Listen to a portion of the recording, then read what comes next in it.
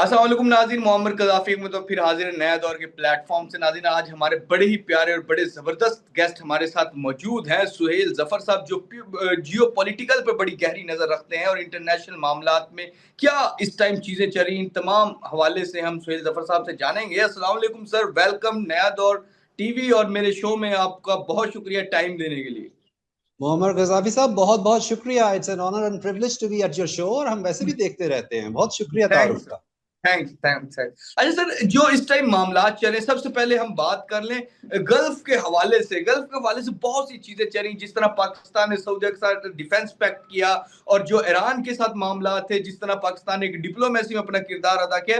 इस तमाम के बावजूद दोबारा एक जंग की सूरत हाल बनी हुई है, जिसमें जेडी वैंस खुद बताते हैं कि वो इसराइल उनको कितना धकेल रहा है इस तमाम चीजों में। उस हवाले से सबसे पहले तो इस टाइम जो गल्फ में सूरत हाल है, ईरान और सऊदी अरब के हवाले से बहुत सी चीजें, क्या असल में कॉन्फ्लिक्ट और ये चीजें चल क्या रही है इस टाइम? जी बिल्कुल, बज़ाहिर चीजें बड़ी फिक्रमंद और इस तरीके से कि हर तरफ एक फिक्रमंदी नजर आ रही है। मगर मैं आपको ये बिल्कुल। बताऊंगा कि ज्यादा फिक्र की जरूरत नहीं है। जो चीजें हैं वो अभी कंट्रोल में है। मैं एक्सप्लेन कर देता हूँ किस तरीके से। बज़ाहिर जो चीजें हैं वो खबरों में भी आ रही हैं, किस तरह की बम्बार्डमेंट हो रही है, कहाँ पे बम्बार्डमेंट हो रही है, क्या मामला चल रहे हैं। जैसे कि कोई जियो पॉलिटिकल एनालिस्ट हो, उसको असल में हमारा मकसद ये है कि हम बताएं कि आगे क्या चीज होने वाली है। चूंकि बिल्कुल। हमारे जो नाजरीन हैं वो माशाल्लाह बहुत ज्यादा वेल इन्फॉर्म्ड हैं, उन्हें जो मारूजी हालात है उनका पता है। लेकिन उससे आगे चलते हुए इस वक्त मैं ये समझता हूं कि देखिए, जो पाकिस्तान ने किरदार अदा किया था वही किरदार आगे चलना है। अब वो कैसे? इस वक्त यकीनन बहुत स्केल अप हुआ हुआ है। मगर मैं आपको बताऊं, मैं दो वर्ड्स टर्म्स यूज करता हूं। एक तो मैं कंट्रोल्ड डिप्लोमेसी, और दूसरा ये जो सारा जो सिलसिला है ना, बड़ा स्टैगर्ड तरीके से है। और एक बात अगर मैं कहूं, जो मेन प्रॉब्लम दुनिया में आ रहा है मामलात को समझने का, वो ये आ रहा है कि जो सदर अमेरिका है उनके बारे में अक्सर और बेशतर जब गुफ्तगू शुरू की जाती है तो कहा जाता है कि वो तो बड़ी बहकी बहकी बातें करते हैं, उन्हें तो कुछ पता ही नहीं लगता क्या हो रहा है। जब हम ये बिल्कुल। समझ लें कि नहीं, असल में चीजें वहीं से डायरेक्शंस हो रही हैं, तो फिर हमें चीजें समझ में आना शुरू हो जाती हैं कि वो क्यों हो रही हैं। बिल्कुल। यहां पर हालात इस तरह की हैं कि बम्बार्डमेंट भी है और इस तरह की फिक्रमंदी भी है। मुजतबा साहब जो उनके फर्जंद हैं, अली खामेनाई साहब के, उन्होंने तो ये भी कह दिया कि 3 दिन के बाद अगर आपने अपने हालात ना बदले तो मैं आपकी तमाम के तमाम सिविलियन और जंग का दायरा बढ़ा दूंगा। चलिए, ये भी सुन बिल्कुल। लिया, परेशानी हो गई। लेकिन ऐसा होने कुछ नहीं वाला। आप देखिएगा कि ये जो थोड़े, अच्छा एक और बात, ये जो मेमोरेंडम ऑफ अंडरस्टैंडिंग है, दुनिया तो कहे, अब पाकिस्तान में भी कई लोग इसको कहने लग गए हैं, अरे साहब ये क्या लूजली वर्डेड बात है।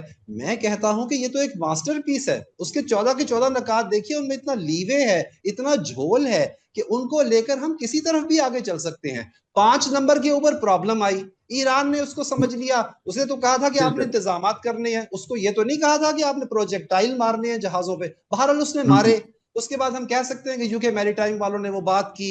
और हो सकता है कि हम ये कहें कि अरे साहब, अमेरिका भी थोड़ा सा रेस्ट्रेन कर लेता। अब जो होना है वो बिल्कुल। हो गया, वो चीज चल पड़ी। लेकिन इस वक्त लेवरेज अगर रह गया है मोहम्मद कजाफी साहब, एटॉमिक का कोई लेवरेज नहीं है। बार बार न्यूक्लियर की बात होती है। ये बात मैंने बहुत बिल्कुल। पहले कर दी थी, और आप यकीन कीजिए कि 3 रोज या 2 रोज पहले अमेरिका में भी अब ये बात की जा रही है कि हमें न्यूक्लियर पे ईरान से मुआहिदा या कोई और गारंटी लेने की जरूरत नहीं है, वो हमारे कंट्रोल में है। वो तो दबा पड़ा बिल्कुल। इस्फहान की पहाड़ियों में। लेवरेज क्या रह गया? स्ट्रेट ऑफ हॉर्मूज, कि वहां से जहाज बिल्कुल। गुजरते हैं और गली के नुक्कड़ पे खड़े होके कोई अगर पत्थर मार रहा है तो उस जाहिरी बात है कि वो वहां से गुजरना मुश्किल हो जाएगा।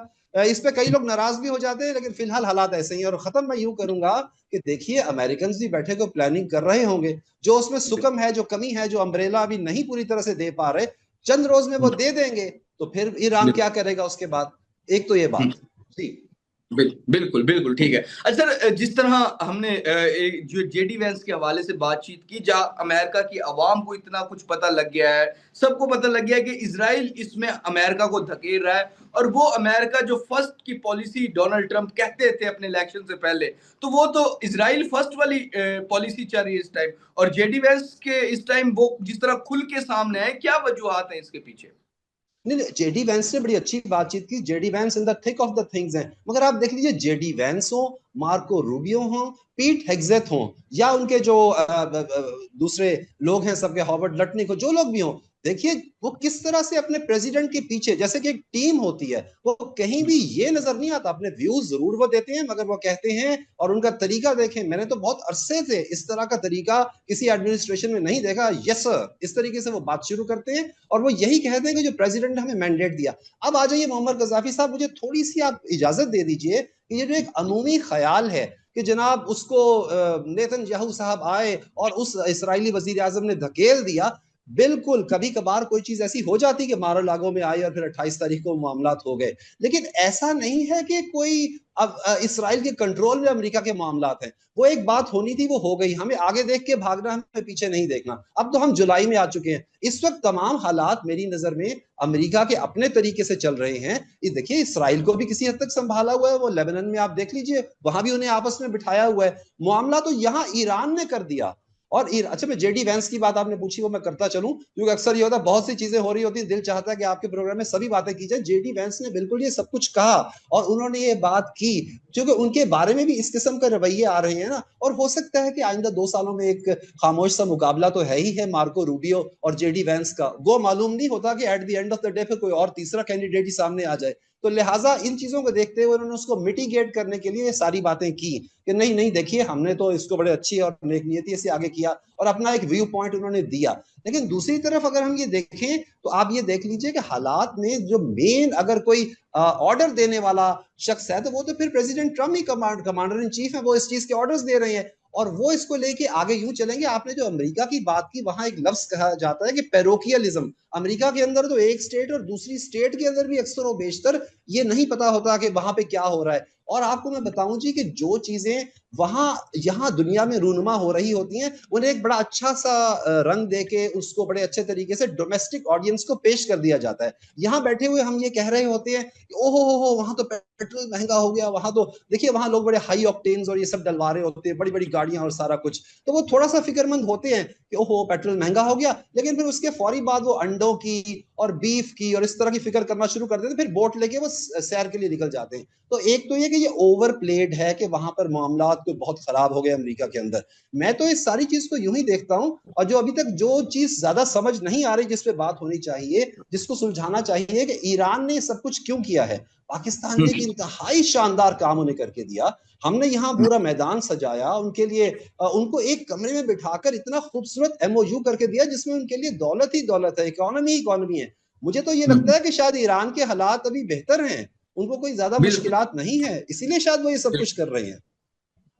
बिल्कुल। अच्छा सर, दूसरा ईरान के हवाले से बहुत सारी चीजें आ रही हैं कि पाकिस्तान ने भी अभी जो मौजूदा यमन और ये सारे मामला चले हैं उसमें ईरान को पाकिस्तान ने खुले अल्फाज में ये भी रिसेंटली कहा है कि हम हमारी सऊदी अरब रेड लाइन है। इसकी क्या वजह पेश आई कि क्यों हमने खुलेआम सऊदी अरब के साथ जाने का फैसला किया? हमारा डिफेंस पैक्ट भी है, वो भी अपनी जगह पर है, तो लेकिन पाकिस्तान ने जो ये चीजें की हैं इसके पीछे क्या वजूहात है?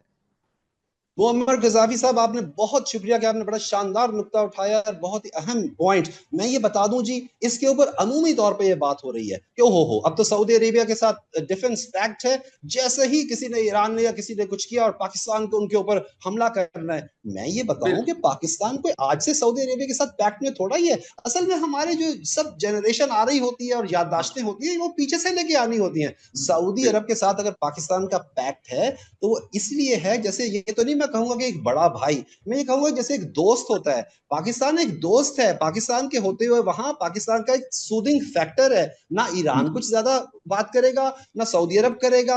और आपको याद होगा, मैं बल्कि याद कराऊं कि 2015-16 में यहां से कहा गया था कि पाकिस्तान अपनी फौजें यमन में भेजे, तो पाकिस्तान ने ऐसा कुछ भी नहीं किया था। पाकिस्तान वहां गया था, और एक वाकया मुझे याद आ रहा है, सुनाने दीजिए। हमारे उस वक्त प्राइम मिनिस्टर नवाज शरीफ हुआ करते थे, वो वहां गए और वो वहां जाकर अब्दुल फताह अल सीसी भी और जॉर्डन वाले भी और दूसरे सब लोग तकारीर कर रहे थे, क्योंकि वो उस वक्त ईरान के खिलाफ था। तो हमारे प्राइम मिनिस्टर बिल्कुल आराम से बैठे रहे थे। यहाँ लोगों ने बातें की, 2017 की 16 की बात है कि ओहो देखें जी हमारे प्राइम मिनिस्टर को कोई लिफ्ट ही नहीं मिली है। तो मैंने उस वक्त लोगों को बताया ऐसा नहीं है। जब आप एक ऐसे दोस्त के घर जाते हैं, दो दोस्तों के यहाँ, एक दोस्त की दूसरे दोस्त से लड़ाई है, तो आप ये नहीं करते कि वहां बैठ के उसके खिलाफ बातें करते हैं। आप खामोशी से उठ के आ जाते हैं, उसको समझा के आ जाते हैं। तो लिहाजा मैं ये बात तो यहाँ पे नुक्ते पे खत्म करूंगा कि कोई फिक्र की बात नहीं है। पाकिस्तान कभी भी ऐसा नहीं होने वाला कि पाकिस्तान कोई एक्टिव उसमें रोल प्ले करेगा। हाँ देखिए, डिटेरेंस एक चीज होती है दुनिया में।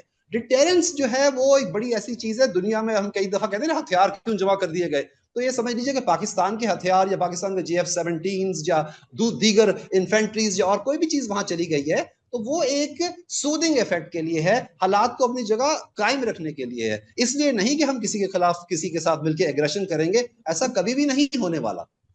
बिल्कुल बिल्कुल। अच्छा, इस तमाम में अगर हम एक चीज देखें, जहां इजराइल अमेरिका को इस जंग में घसीट के लाया, खींच के लाया ईरान के साथ, वहां पर पाकिस्तान के अंदर जो बलूचिस्तान में मामला चल रहे, बहुत सारे लोग बता रहे हैं वहां मुसाद एक्टिव है।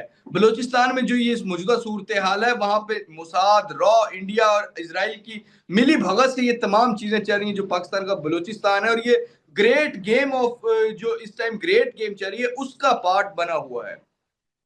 आपने बहुत, ये भी बड़ा ही अहम नुक्ता है और मैं चाह रहा था कि इसके ऊपर बात जरूर की जाए। मैं खुद बलूचिस्तान में कुछ ऐसा इत्तेफाक रहा कि कुल 10 साल मैं वहां पर रहा, और जितना मैं बलूचिस्तान के साथ एक मोहब्बत भी, और वो मैं आपको अगर एक इसको ये कहिए कि मुंतज करूं और इसको एक कूजे में बंद करूं ना जी, तो वो बात शायद कुछ लोगों को बुरी भी लगे, लेकिन बड़े अदब और एहतराम के साथ हमारे यहाँ सेंट्रल गवर्नमेंट बलूचिस्तान के साथ जब भी मामलात करती रही है, वो वाया वहां के जो लोकल लोग होते हैं पॉपुलेशन के साथ, जैसे ना पंजाब के अंदर पॉपुलेशन के साथ डायरेक्टली इन्वेस्टमेंट, उनके साथ डायरेक्ट कांटेक्ट, वहां कांटेक्ट बहुत कम है पॉपुलेशन के साथ, और कुछ लोग की जो ऑफ कोर्स द सरदार्स और द अदर पीपल, उन लोगों के जरिए तमाम फंड्स और तमाम डेवलपमेंट होती है। एक तो फौरी तौर पर इस चीज को खत्म करें, वहां जाकर बैठकर और वहां के लोगों को करें। लेकिन आपने बड़ा नुक्ता उठाया, हालात होते होते ये वजह थी जिसकी वजह से खराब होना शुरू हुए, और अब जब आपको पता है कि ज्यादा खराब हो जाएं, फिर बैरूनी कुव्वतें, भारत के बारे में तो मैं आपको बताऊं, हिंदुस्तान के बारे में what ever is the proper name जो वो पसंद करते हैं, लेकिन बिल्कुल बरमला कहने की बात है। और जिस रोज जाफर एक्सप्रेस पे मामला हुआ था, वो तो मेरे लिए जाती तौर पे एक बड़ा ही उस रोज मेरा भी एतमाद शटर हो गया कि ये क्या हुआ कि ये यहाँ ट्रेन के ऊपर इस तरीके से। और देखिए पाकिस्तान ने तो कोई ऐसा काम इंडिया के साथ या और कहीं कभी भी कोई ऐसी चीज नहीं की, बल्कि उसको खामखा घसीटा गया, इतना पीसफुल रहा। अब हमने इसको कैसे देखना है? आपने जिक्र किया मोसाद भी आ गया, आपने जिक्र किया और भी बैनुल अक़वामी एजेंसियां। मैं इतना ही कहूंगा कि इसमें कोई शक नहीं है कि दुनिया की जो ये सब इंटेलिजेंस एजेंसीज हैं वो यकीनन वहां पर एक अरसे से उनका अमल दखल है, लेकिन बहुत ज्यादा पेनिट्रेशन फौरी कोई मोसाद की हो जाना उसकी तो शवाहिद अभी नहीं है। अभी तो ये है कि अलबत्ता जो BLA बजाते खुद जिस तरीके से चली आ रही थी, और मजीद ब्रिगेड, और उन्होंने अपने नौजवानों में थोड़ा सा ज्यादा इस चीज को बढ़ा दिया, मेरी नजर में अभी ये कंट्रोल हो सकता है। पेनिट्रेशन उतनी ज्यादा नहीं है, गो हम सुनते हैं और इस बात का यकीनन कुछ ना कुछ सबूत भी हैं कि अफगानिस्तान में अब सिर्फ वो बात नहीं रही कि हम भारत और अफगानिस्तान की कोई बात करें, अब और बैनुल अक़वामी कुव्वतें भी अफगानिस्तान के अंदर जिनका कि आपने जिक्र किया वो आ चुकी हैं। लेकिन खत्म मैं ये करूंगा, अभी बिल्कुल कंट्रोल हो सकता है। दिल जमई से वहां जाकर बैठकर अवाम को एंगेज करें तो यकीनन बलूचिस्तान का कोई ऐसा मामला नहीं है, उसको हम संभाल सकते हैं, और ये पहले भी हो चुका है। बिल्कुल। अच्छा सर, जिस तरह ये ऑपरेशन और इंटेलिजेंस बेस बेशुमार ऑपरेशन और ये चीजें होती हैं, अभी रिसेंटली बताया गया कि वहाँ ऑपरेशन शुबान जारी है, तो क्या इन ऑपरेशन से नताइज आ सकते हैं, नताइज पॉजिटिव हासिल हो सकते हैं?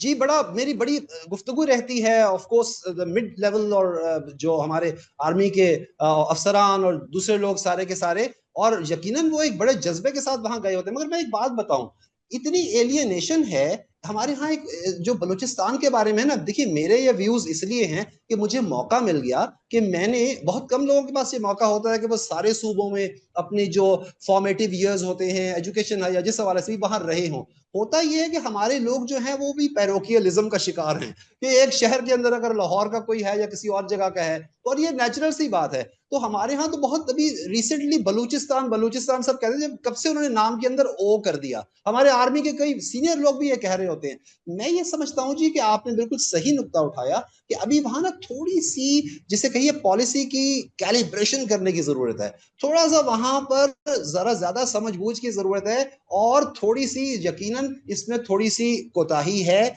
और जो हमारे लोग वहां, ये समझ लीजिए कि जो डिसीजन मेकर्स हैं, उन्हें थोड़ा सा लोगों के साथ और ज्यादा इंटरेक्ट करके और उनको समझने की जरूरत है। बहुत से लोग हमारे यूं समझते हैं कि शायद वहां कोई लोग इस तरह के बसते हैं जो बिल्कुल ही अनफ्रेंडली हैं, जबकि असल में हकीकत इसकी बिल्कुल ऑपोजिट है। अब कोयटा चले जाइए, सिब्बी चले जाइए, खारान चले जाए, खुजदार चले जाए, तूलो अर्ज में बलूचिस्तान के चले जाए।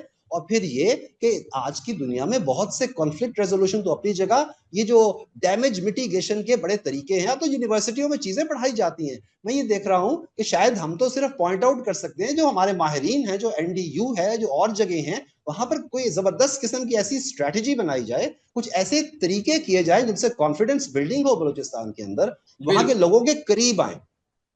बिल्कुल बिल्कुल, बड़ा इंपॉर्टेंट है कि हमें चाहिए कि अपने जो इंस्टीट्यूट हैं उनमें ज़्यादा से ज़्यादा वहाँ के लोगों को स्पेस दी जाए और उनको करीब लाया जाए और उनसे बात की जाए। और किसी भी जंग का आखिरी जो हल होता है वो टेबल टॉक्स पे ही जंगों का सॉल्यूशन निकलता है, और इसका भी यही इसी तरह सॉल्यूशन निकलेगा। जहाँ ऑपरेशन और चीज़ें जारी हैं वहाँ बात भी करनी चाहिए। फिलहाल नाज़िर मोहम्मद कज़ाफ़ी को और सुहेल ज़फ़र साहब को नए दौर से इजाज़त दीजिए।